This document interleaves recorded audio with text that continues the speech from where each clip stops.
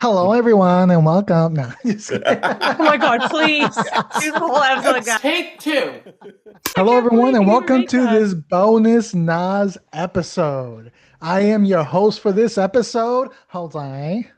I'm the other guy, George. And I feel like I'm just gonna talk like a normal girl. And I'm Marie. The normal girl, but then threw in that like southern accent. Right? I was like, oh, my Yeah. ass. I'm Marie and I'm here too, y'all. Bless our hearts.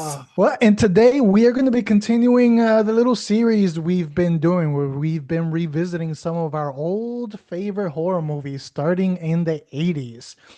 We already covered 80 to 84 and 85 to 89. You can find those on our channel if you're curious what movies we picked.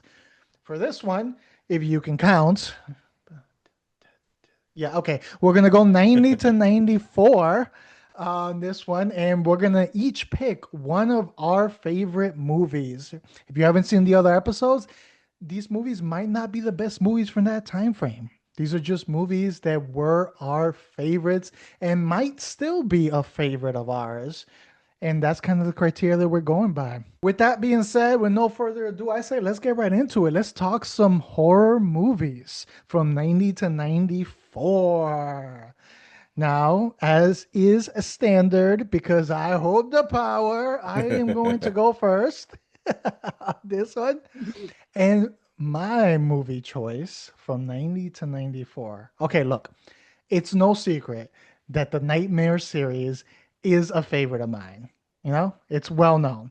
And I could have easily picked a movie from the franchise in each of the last two episodes with the original in the 80 to 84 or Dream Warriors in the 85 to 89. Could have easily gone that route. However, I did not because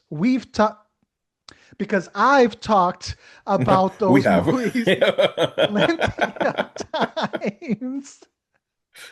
But this time, I can't miss the opportunity to select a movie from that franchise. And I am talking about Wes Craven's New Nightmare from 1994. And why do I need to talk about this one and select this one? Because this movie just, till this day, still doesn't get enough love that it's still underrated. The other ones, they get love. Dream Warriors, by many considered one of the best in the series. The original is the fucking original. So, but even by fans that I've talked to, I rarely hear them mentioning New Nightmare. So I'm like, I gotta get a little love to this one.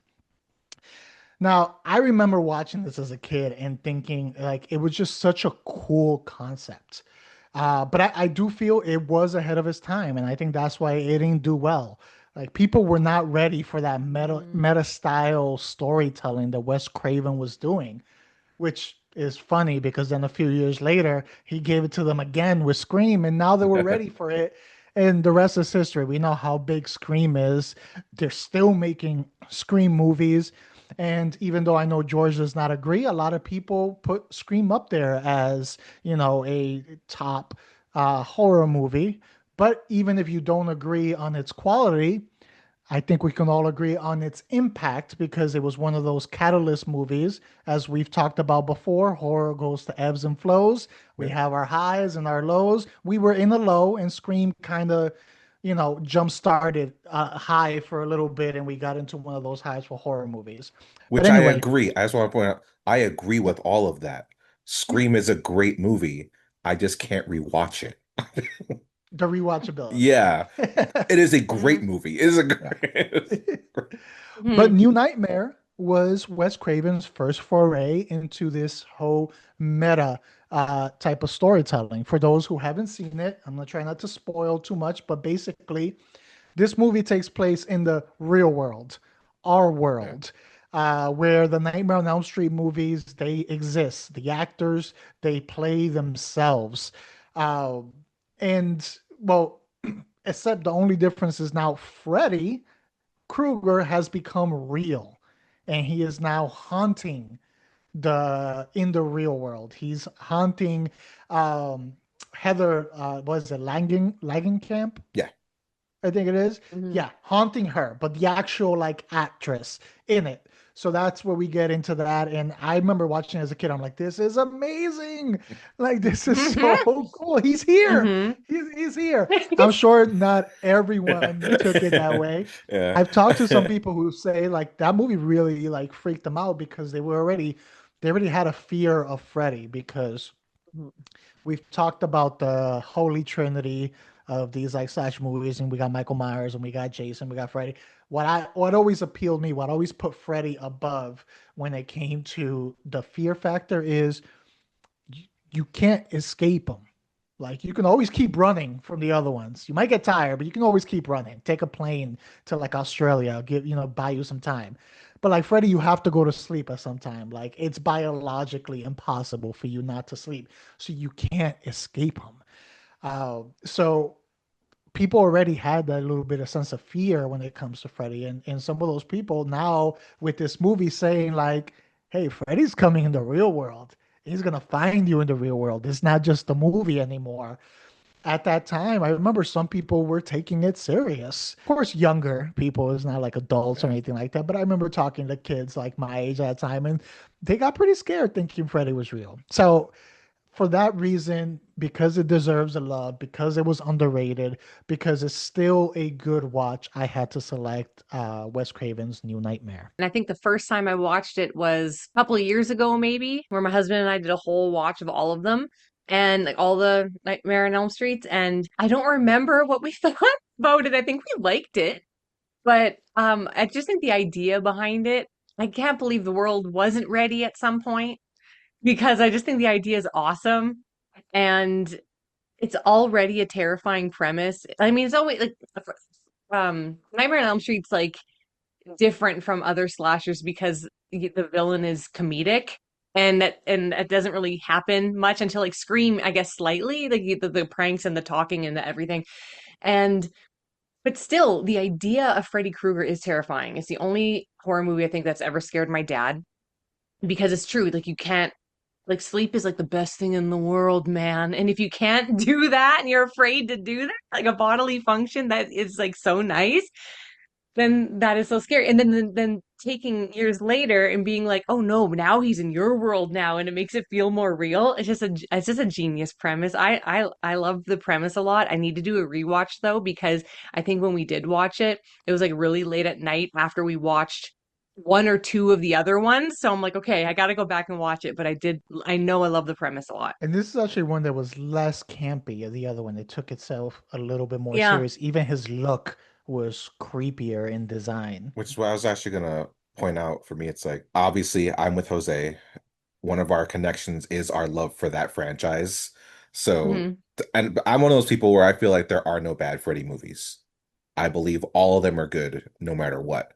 They all have something that's important and is awesome about them.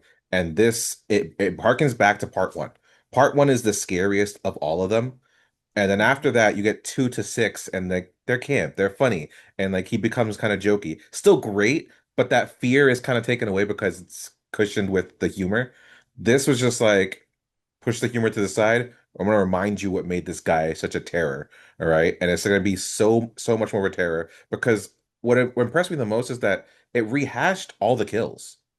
Like the best, it was like the greatest Hmm. hits of Freddy. And in any other movie, that would have sucked, and it would have been like, all right, that's so unoriginal.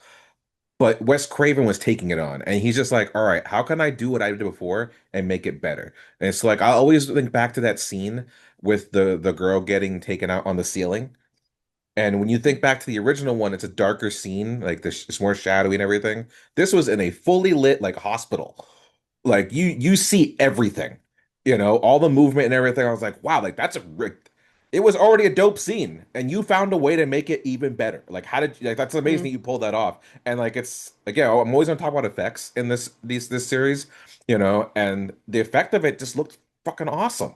Like it's one of those moments where like I want to see the terror. I want to see the blood. I want to see this person just in excruciating pain. I don't want that in shadows. There's nothing to hide here. Let me see it all. And he did that. And like it's true, like what we said, it was like the whole concept of it being Freddy's here and he's in the real world, and the fact that you got to see Robert Englund, it was that moment of like seeing Batman and Bruce Wayne in the same room together. You know what I mean?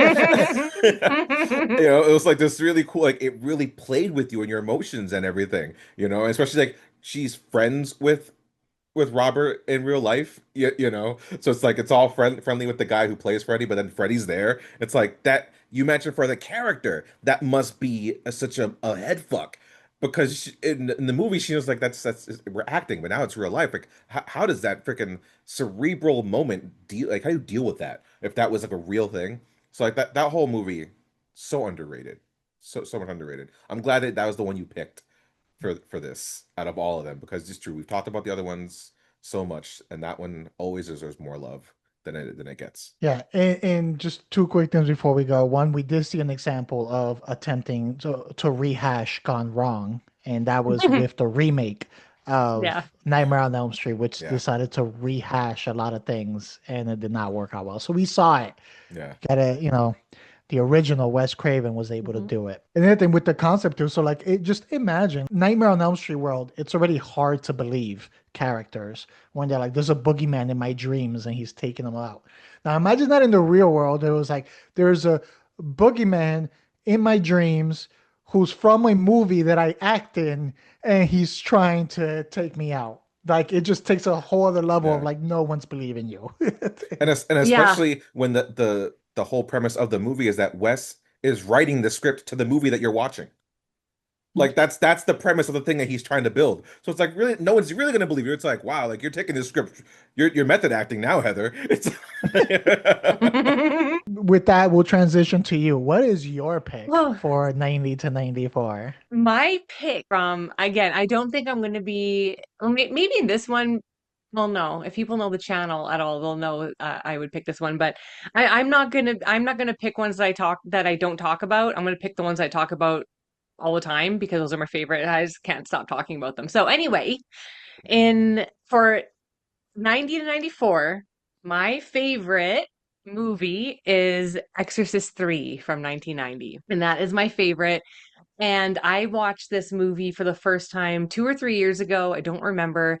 I knew I was holding off watching it because I just thought this movie is gonna suck. Like this is gonna be because I've seen The Exorcist 2. yeah. Okay. I've seen The Exorcist 2. That one is not good. So I'm like, I'm definitely not gonna watch Exorcist 3. And then Exorcist 3 to me had like a Halloween 3 vibe even though I didn't know what it was, I'm like, well, I bet this would suck too. And even though I watched Halloween 3 later in life, even though I stopped and I didn't for years because Michael wasn't in it, and I watched it, I'm like, I actually like it. It's pretty good. So I watched Exorcist 3, pleasantly surprised. Oh my goodness. And I did a little review on my Instagram page. Hold up a sec. So I did a little review on this movie after I watched it on my Instagram page at It's Just Me Marie on that Instagram page, which used to be called Marie Reviews Everything, but then I stopped reviewing stuff and I felt weird having that name. So anyway, I'm just gonna read my bullet points from that review because I think I don't want to miss why I loved it so much that first watch. So I'm just gonna read it off real quick. Okay. Performances by Jason Miller, George C. Scott, and Brad Dourif. Oh, Dourif?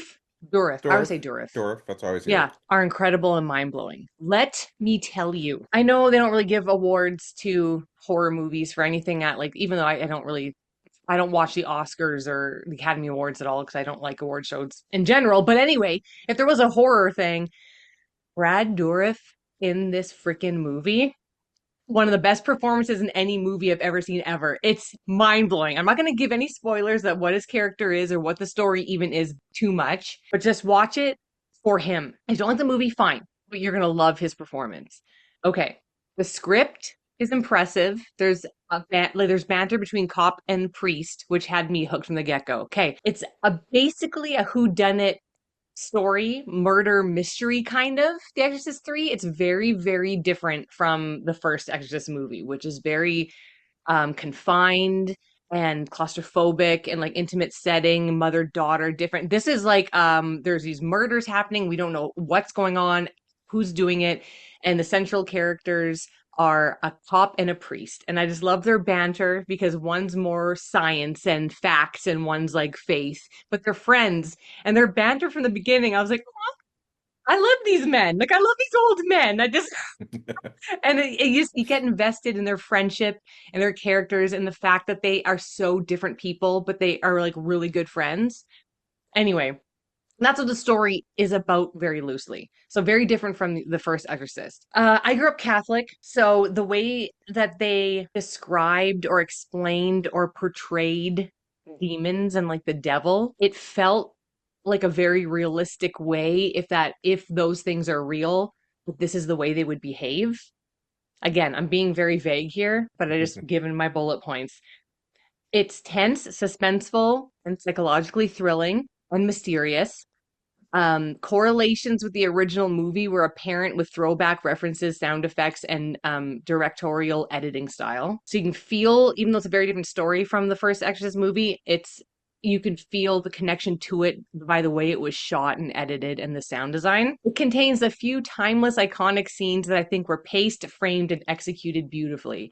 There's a couple scenes in this movie. It's like a less is more, really super full of tension scenes that okay, there's one scene in a confessional booth that is like one of those horrifying scenes in in a movie ever. And there's another scene in a hospital that's like pretty famous scene, but it's framed gorgeously. It's like a fly on the wall. The color palette's amazing. It's so simple. And you're like, when or what is something going to happen? Okay. I'm just talking about like if you guys haven't seen it and if you've been putting off watching The Exorcist 3, these are the reasons why you should watch it. It is creepy, unsettling, intriguing, and disturbing, which made me definitely want to watch it again. So it's rewatchability. I've probably seen it 3 or 4 times now. And this is my favorite part about it is that the director, William Peter Blatty, is the writer of the original book and movie screenplay, and that this one was also based on another novel written by him, and that he also directed this movie. So what I mean by that is he wrote the book series, William Peter Blatty.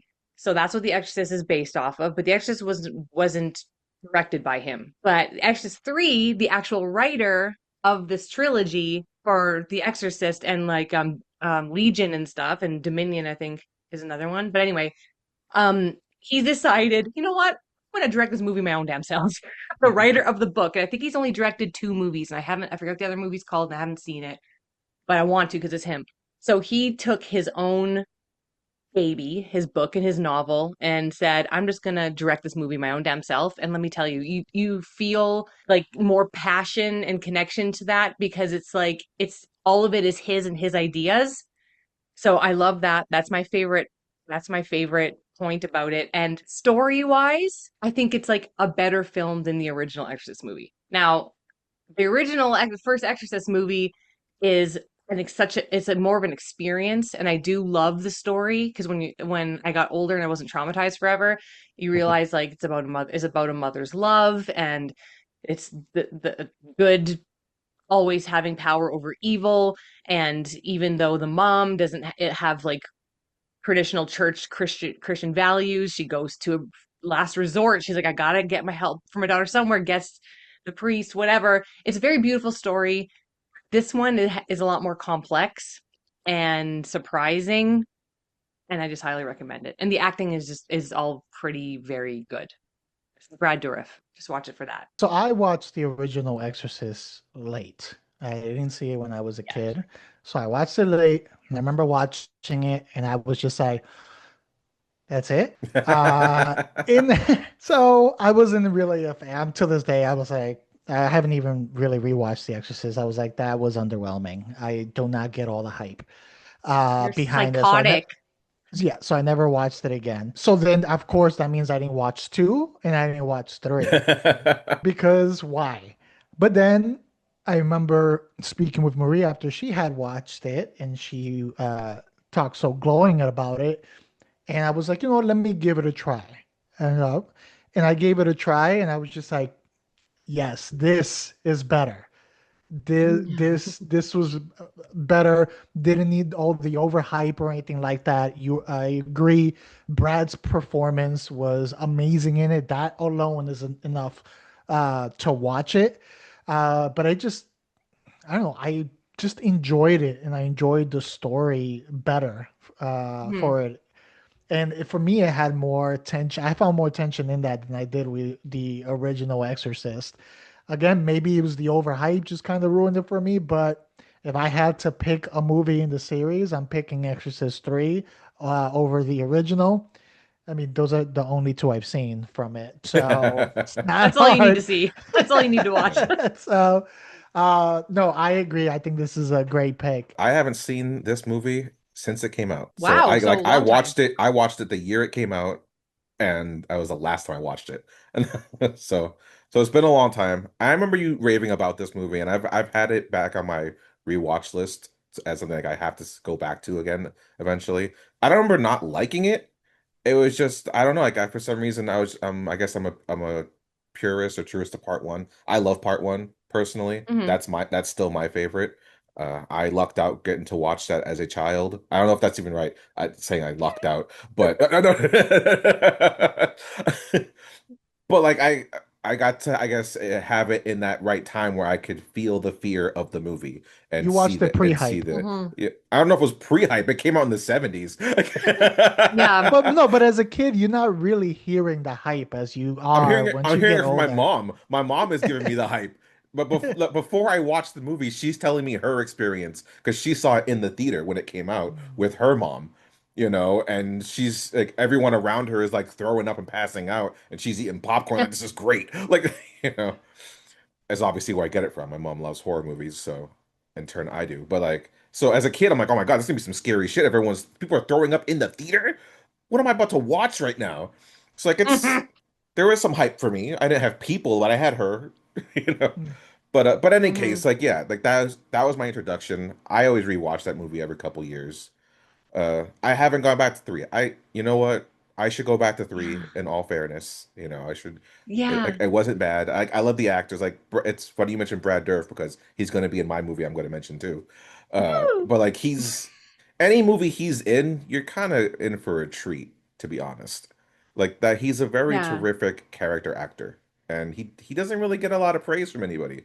Like he's He very should. underrated. And The Exorcist, I don't want to say that The Exorcist, I love The Exorcist too, but I know Jose, you were saying in the first episode we did of this that you love the tension is really what gives you like horror. That's the horror to you. So The Exorcist is so different because you're like it's like emotional because it's the mother-daughter thing, and also like you're planted and you're stuck in this horrific thing. So there isn't much tension for the majority of the Exorcist movie, the first one. It's just more like you know what's going on, you're in it, and it's just like a horrifying experience. Like you're just stuck in this thick, mucky, pea soupy, gross, crotch stabby like environment, and you can't get out.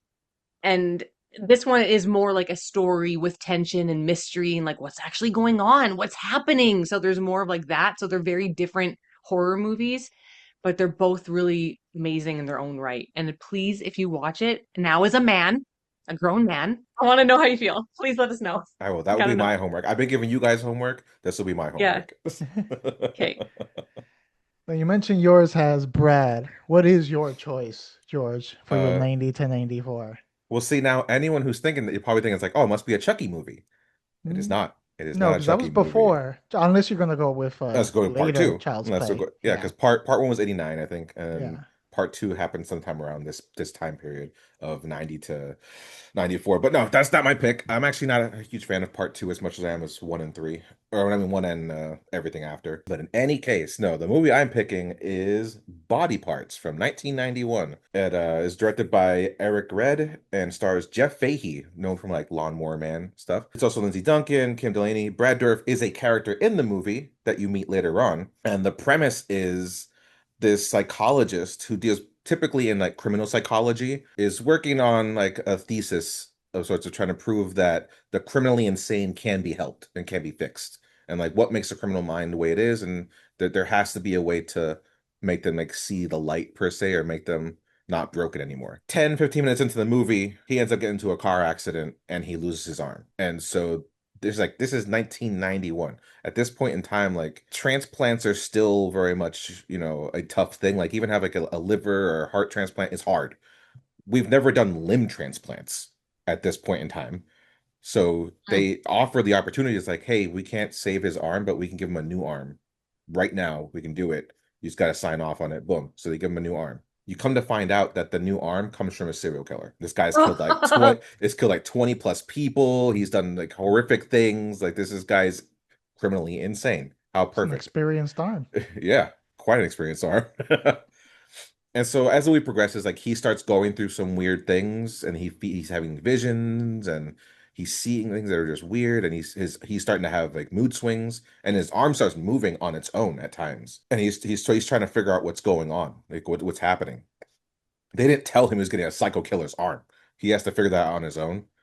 So it's like a lot of it is, they might understand the tension aspect. It's the tension of like what's happening, am I changing? And there's a lot of psychological stuff that he's dealing with, which is perfect for his character considering his background. But some people think he's going crazy because just like it's just an arm. Arms don't have brains. It's like you're okay, dude. So he starts going after the other people. He finds out that other limbs were given to other people. Brad Dourif is a painter. He gets one of the other arms. And now he's painting scenes of murders.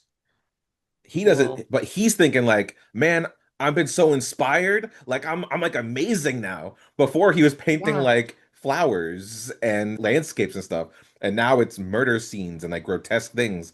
And the dude's like, dude, like you're painting, these aren't like new visions. Like these are crime scenes, dude. And he's like, no, this is a gift from God. This is everything. It's like I was nobody. Now I'm making like hundreds of thousands of dollars. It's like I'm living the life, Yeah. man. It's like you just gotta Yeah. recognize. Another guy who lost his legs, he's now a basketball player or whatever. Like he's living his life, running around, not in a wheelchair anymore. But little by little, you start seeing like things are falling through the cracks. Things are falling apart. And Yeah. there is more that happens. We end up finding out some certain things. I don't want to say anymore because I can ruin stuff, as I may have done in the past in other episodes. You just shut your mouth right So, there, George. so I made sure a note to stop myself right there. But that's pretty Right. much like the premise of the movie. Like, what happens when you get the limb of a serial killer and it feels like his life could be seeping through into you. Mm. That's pretty much it. And I will admit, this movie might feel dated. I have watched it again in this current day, and Mm. a lot of it did not age well, so I will put that Mm. there.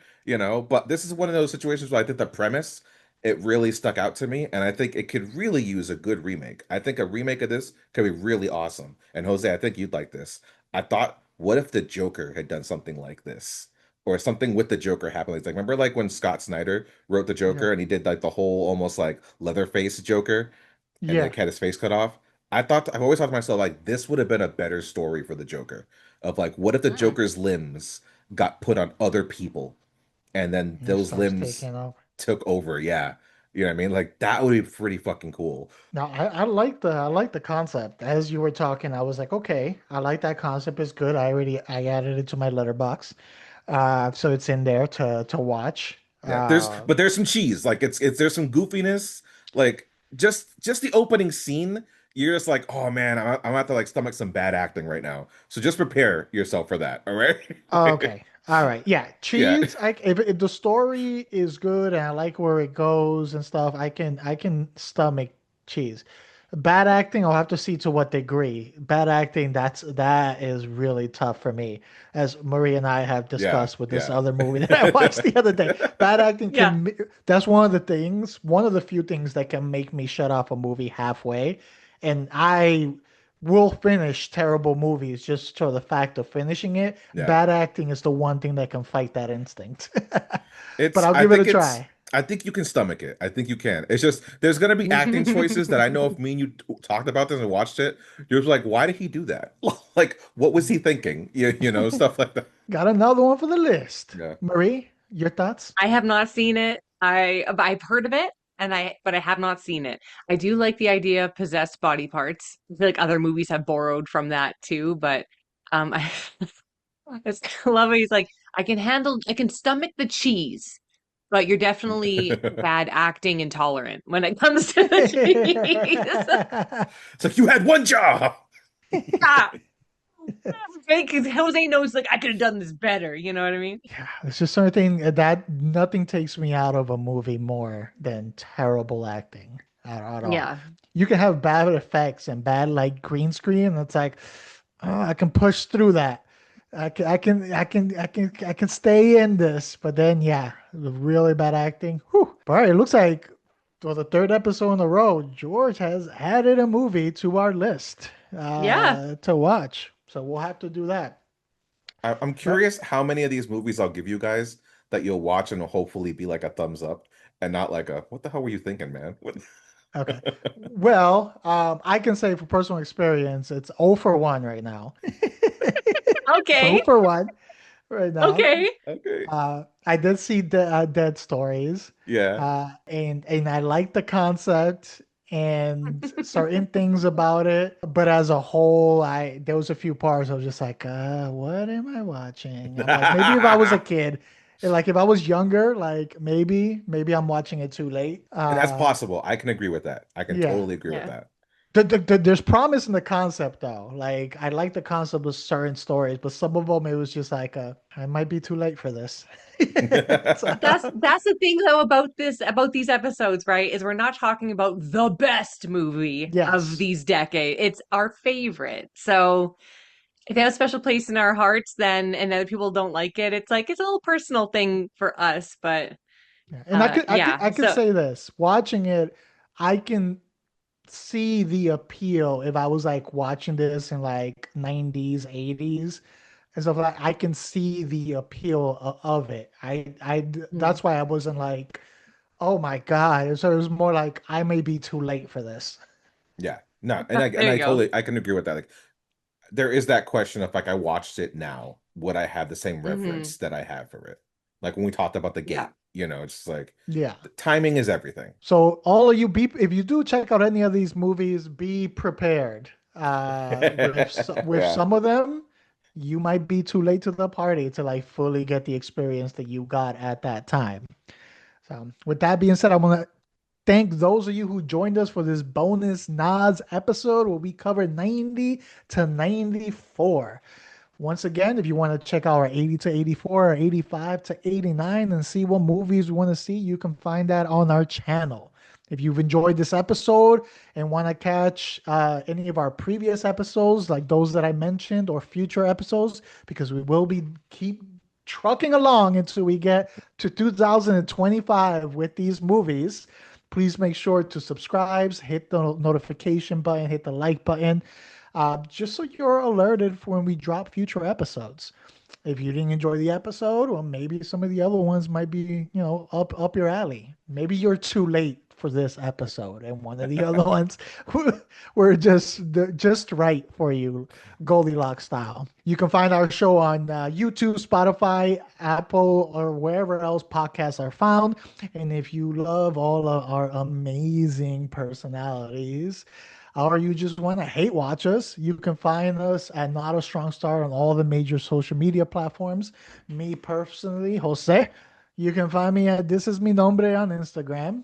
You can find me at Nicolopolis. And you can find me at underscore, it's just me, Marie underscore. And I have my review of Exorcist 3 on there. And I think I did a whole episode on my show's playlist on this channel. Marie Plays It All. I think I did a whole episode about Exorcist 3, a more in depth, in detail one if you're so inclined.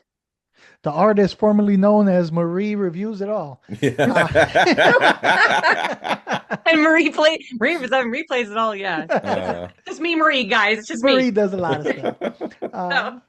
and as always, we might not have a strong start, but we guarantee to sometimes, maybe, possibly have a strong finish. Until next time, make sure you Maybe. join us for 95 to 99.